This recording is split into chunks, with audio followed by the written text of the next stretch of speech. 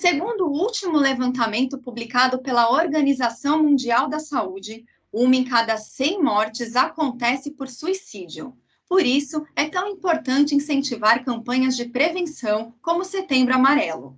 Na televisão, a jornalista Cleisla Garcia participou da série de reportagens Suicídio Alerta aos Jovens. O material coletado gerou o livro Sobreviver, que traz importantes informações para a sociedade e também para o nosso público de professores. Olá, Cleisla, tudo bem? Oi, Vivian, tudo bem? Muito obrigada, é uma honra poder estar falando com os professores, né, com profissionais da educação que são tão importantes, não só nessa temática no Brasil. Cleisla, nós que agradecemos a sua participação. Bom, vamos lá. Você sentiu que precisava explorar mais esse tema após o trabalho realizado para a TV e então surgiu o livro? Conta pra gente como que foi esse processo. Vivian, num primeiro momento, foi a primeira pauta em quase 30 anos de profissão que eu não gostaria de ter feito na época. Isso movida pelo preconceito, pela desinformação. Mas naquele ano, 2 episódios muito importantes aconteceram, que foi em 2017. Foi Baleia Azul, que foi aquele jogo da morte, de plataformas, que foi, ao que tudo indica, uma notícia falsa que virou news, né, que ela fez essa travessia para a realidade por conta da internet, e uma série de TV chamada 30 Reasons Why. Depois que eu fiz a série, tive acesso aos números, eu fiquei muito impactada com esses números. Não só do Brasil, mas também do mundo, e em especial numa faixa etária, que é a faixa etária de final de infância, começo de adolescência, o adulto jovem. Me deparar com esses números acabou fazendo com que eu escrevesse o livro, porque era muita informação, a série acabou e o assunto ainda ficou transitando na minha cabeça. Então, achei que tinha que fazer um pouco mais. Nossa, imagino. Inclusive na sua pesquisa, né, tanto para a série de reportagens quanto até para o livro, você reuniu estatísticas fortes, né? Compartilha com a gente alguns desses principais dados, por favor. Vivian, você sabe que, assim, jornalista adora números, né? Os números definem para a gente, as estatísticas nos guiam. Só que quando eu tive conhecimento desse número, que eram quase 800 mil pessoas mortas por suicídio a cada ano no mundo, né? Aquele dado que todo mundo já está sabendo, porque a gente repetiu tanto, a cada 40 segundos uma pessoa tenta, e a cada menos de um minuto uma pessoa consegue, né, concretizar o suicídio. Então, esses números, eles me chocaram muito. E no Brasil, eu acabei fazendo uma conta para as pessoas entenderem o que isso significava. Então, é mais ou menos assim. A cada semana, a gente perde um Joelma, um edifício Joelma, uma boate Kiss, né? Ou isso, ou cai-se um Boeing, movido pela desesperança do viver. Então, se caísse um Boeing hoje, a imprensa inteira daria por dias, né? Como aconteceu com a Boate Kiss, por dias. Então, eu me perguntei por que dados tão drásticos não são divulgados e por que não é feito um trabalho de cobertura baseado na prevenção. Porque até então, a gente tinha a ideia que falar de suicídio podia gerar novos casos de suicídio. E essa informação ela não está completamente errada. Só falar sobre suicídio não faz reduzir as estatísticas. O que faz reduzir as estatísticas, como a gente já vê em outros países do mundo, é uma ação coletiva da sociedade, da educação, da comunicação, da saúde. É um trabalho coletivo. E não adianta falar disso só em setembro. Pode ser tarde demais, porque todo dia são 37 casos no Brasil em números subnotificados, segundo o DataSUS. Então, nós precisamos falar de suicídio de uma maneira correta, de janeiro a janeiro, para que em setembro a gente possa fazer um balanço positivo e apresentar isso para a sociedade. E não só setembro, todo mundo fala, e aí para aquelas pessoas que são vulneráveis, né? O que são pessoas vulneráveis? Pessoas que têm ideação suicida, pessoas que já tiveram tentativas anteriores, pessoas sujeitas à violência, bullying, grave ameaça, qualquer tipo de abuso. Então, pessoas que já são vulneráveis diante de notícias mal dadas. E o que são notícias mal dadas? Sensacionalismo, manchetes repetitivas, exposição das vítimas e dos seus familiares, nomes de crianças e adolescentes que cometem massacres, Ou seja, por muito tempo a gente errou. E agora é a hora da gente tentar refazer esse caminho, trabalhando todos de mãos juntas na prevenção. E a educação tem um papel indispensável. Eu diria que tão ou mais importante do que a saúde. Inclusive, né, dentro do que você está falando, o suicídio ele é um tema difícil, né, de falar dentro das escolas. Talvez até por isso os professores relutem um pouco em tratá-los, né? Mas, na sua opinião, falta alguma formação para isso? Olha, Vivian, eu acho que o professor, se existe um herói brasileiro, se existem dois, é o professor e bombeiro, né, que são os heróis que a gente mais considera num primeiro momento. Eu acho que os professores eles são sobrecarregados, eles já têm muitas tarefas, mas nunca fui em uma escola que um professor me chamasse e me falasse: Cleisla, aqui nós já tivemos 3 tentativas, aqui nós encontramos 5 crianças se mutilando no banheiro. Então, os professores, os alunos, muitas vezes, acreditam mais na professora do que nos pais. Uhum. Muitas vezes, essas crianças são abusadas pelos próprios pais ou familiares muito próximos. Então, o que a escola precisa ter de uma maneira humilde e acolhedora? Ser o ouvido, proporcionar atividades multidisciplinares para que ela possa ser o ouvido dessas crianças. E, diante de um pedido de socorro, claro ou velado, encaminhar essa criança para profissionais da saúde mental. Então, o ideal seria que uma escola tivesse um grupo, né, um psicólogo, um psicopedagogo. E como é que essas crianças podem se ver à vontade para falar sobre um assunto tão difícil?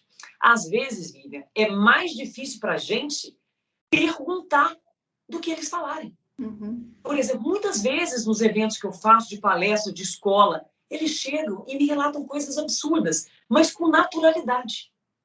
Porque às vezes aquele adolescente está sofrendo há tanto tempo que ele precisa falar sobre. E às vezes pode vir numa redação, pode vir numa conversa em grupo, né? Num trabalho coletivo. E como prevenir? Num trabalho de prevenção ao bullying, por exemplo. E aceitar um pouco mais as diferenças. Quando a gente combate as diferenças, a gente reduz a chance de bullying, a gente reduz a chance de abuso e a gente reduz a chance de uma criança que ela se sente desajustada, ou por vários motivos, ou porque está acima ou abaixo do peso, ou porque ela é diferente. Às vezes uma criança ela é segregada, um adolescente, até por ser bonita demais, talentosa demais, especial demais. Às vezes os artistas da escola se sentem diferentes, não aceitos. Então a gente precisa acolher na comunidade escolar essa criança e encaminhar. Agora, nada adianta encaminhar, chamar os pais e a gente não ter psiquiatra no posto de saúde, no CAPS. Então, por isso eu falo para você, esse movimento que a gente já começou desde 2017 é um movimento que precisa de mim, de você, porque eu tenho certeza, depois dessa entrevista, você vai ver o tema de uma maneira diferente. A gente começa a parar de ter medo da palavra suicídio e começa a ter medo do suicídio, não é verdade? Claro. Cleisla, inclusive, como você mesma está comentando, muitas vezes o professor é a única referência que o aluno tem ali, né? E o professor, se ele tiver esse olhar assim mais apurado, ele não é o psicólogo, acho que é claro a gente deixar, né, bem claro isso. Mas ele pode sim, né, ajudar num primeiro momento, até observar isso e passar, como você disse, de repente, passar para um profissional cuidar desse tema, né? Avisar, claro, alertar os pais, tudo, mas acho que o principal é realmente um psicólogo, um psiquiatra poder acompanhar essa criança, né? E infelizmente a gente sabe que nem toda escola tem isso. Nem toda escola tem, né? Às vezes até na particular não tem. A gente investe muito na educação e esquece às vezes que a educação é isso tudo misturado, né? Porque se você tem um psicólogo ali na escola, ele começa a detectar, por exemplo, um erro que a gente comete muito é dizer pessoas que pensam em se matar emitem sinais. Então os especialistas, os suicidólogos, eles são categóricos. Nem todo mundo que pensa em se matar emite um sinal. Mas muitas vezes eles emitem. O que pode ser esse sinal? A criança, normalmente, é mudança brusca de comportamento. Aquele menino que era alegre, divertido, gostava de jogar, de repente ele não gosta mais. Ele fica uma pessoa calada. Um menino manso, doce, começou a ficar agressivo e bater nos colegas. E até o contrário, Vivian, acredite você. Às vezes uma criança que era muito triste, um adolescente, ele começa a ficar muito animado, falante. Por quê? Porque, como ele, na cabeça dele, ele já sabe o que ele vai fazer, ele fala, pronto, eu já resolvi esse problema. Então ele muda de comportamento bruscamente para uma alegria fake, né? Tipo, já sei o que eu vou fazer. E muitas vezes os colegas, eles percebem que tem alguma coisa estranha. Quando a gente está atento ao amigo, não só em falar, mas em ouvir, se esses sinais são emitidos, a gente consegue captar. Para os pais, essa história de sinais é muito complicada, porque você sabe, a nossa vida está muito corrida. Adolescentes o tempo todo na internet, os pais viciados na internet ou trabalhando em home office. E quando esses pais perdem um filho, sabe, Vivian, eles são tomados pela culpa.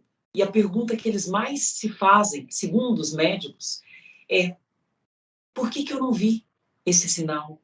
Agora, tudo vira sinal. Nossa, aquele dia ela estava triste, aquele dia ela não quis sair, ela não queria mais falar comigo. Por que eu não percebi? Então, a gente também tem que ter cuidado para não arremessar essas pessoas ao inferno, né?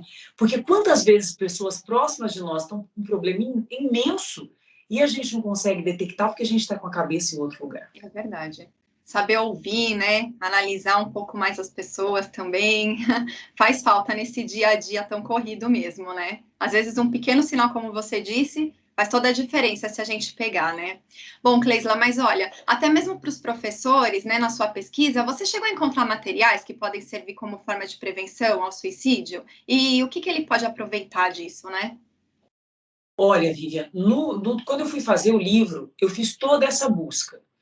E a gente sabe que existe um manual de boas condutas para jornalistas, né, para a imprensa. Sim. O CVV tem as cartilhas mais apropriadas, que são cartilhas que passaram pela Associação Brasileira de Psiquiatria, com todas essas referências, né? Então, eles pedem, de um modo geral, na comunicação, para o suicídio ser tratado de maneira clara, né? Sem romantizar e sem demonizar, sem discursos religiosos ou morais, não falando disso insistentemente, mas trabalhando nas soft skills, que as escolas, algumas escolas do Brasil, em especial de São Paulo, já fazem. O que são as soft skills? São as habilidades socioemocionais. Hoje não adianta mais ele ser um gênio na matemática, um gênio em português, se ele não consegue se comportar ou ter um bom relacionamento social. Porque o que acaba destruindo muito essas crianças é essa distância, essa diferença. Então, o que os professores podem fazer? Procurar as cartilhas hoje da Associação Brasileira de Psiquiatria, as cartilhas do CVV, de repente propor uma visita do CVV à escola, né, o Centro de Valorização à Vida, que atende cerca de 3 milhões de ligações por ano. Então, eles sabem o que fazer. Mas o CVV também está sobrecarregado. Mas essas cartilhas, para mim, no livro, né, que é esse livro aqui, ó, eu me baseei muito nessas cartilhas, voltadas para a imprensa e voltadas também para o público de um modo geral e também o pessoal da educação e da saúde. Mas o livro acabou sendo também uma referência para os professores. Esse livro, ele é um livro voltado para profissionais e adultos, mas por conta da maneira que ele foi escrito, obedecendo a essa cartilha, mas ao mesmo tempo falando uma linguagem que não era a linguagem do médico, os adolescentes leram muito o livro. E o livro foi liberado para adolescente. Então, eu vi muito adolescente, inclusive algumas crianças maiores, lendo o livro com autorização dos pais. Olha que bacana. Inclusive, acho que é interessante até você falar. O nome do livro é muito legal, é Sobreviver, e faz um trocadilho com sobreviver. Exatamente. Então, isso, é bem separadinho e faz toda a diferença, porque a gente está meio sobrevivendo. Nesse tempo da pandemia, foi o que a gente mais fez, foi sobreviver. Mas o que a gente quer falar mesmo, Vivian, é sobre viver. E é por isso que a gente está aqui, né? Eu, você, e nessa oportunidade tão bacana com os professores. Perfeito, Cleisla. Olha, eu agradeço muito a sua disponibilidade, as suas dicas foram aqui incríveis. Muito obrigada mesmo. Nosso tempo é curto, eu sei que o assunto aí dá para falar muita coisa sobre ele, né? Mas eu tenho certeza que os professores vão curtir aí a sua entrevista. Muito obrigada, viu? Eu agradeço, Vivian. Obrigada, eu estou à disposição de vocês. Eu sou uma apaixonada pela educação, pelos professores, pela abertura deles. Então, se precisarem de mim, é só chamar que eu estou à disposição. E parabéns por abordar o tema. Mais uma vez, muito obrigada a você, viu, Cleisla? E o nosso programa de hoje fica por aqui. Até a próxima edição.